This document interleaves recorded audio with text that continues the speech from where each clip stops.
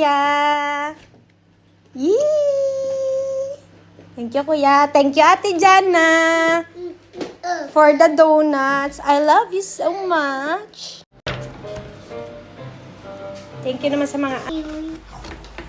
Wow! Thank you, Ate. Happy Valentine's. I love you.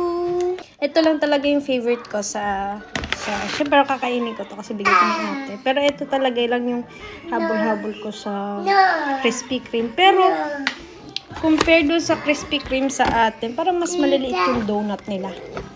Krispy Kreme. Masarap.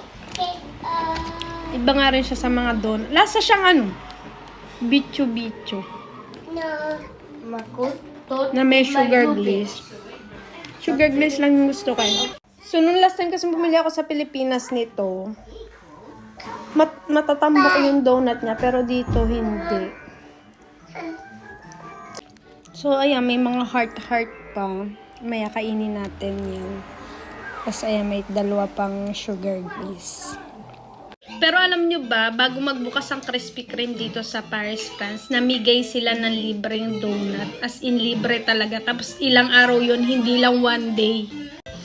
Yun nga lang, hindi natin siya mapuntahan-puntahan kasi piling lugar lang naman yung pinagpupwestuhan nila ng libreng donut. Since napakarami kong ang bata, hindi ako basta-basta makakalipad.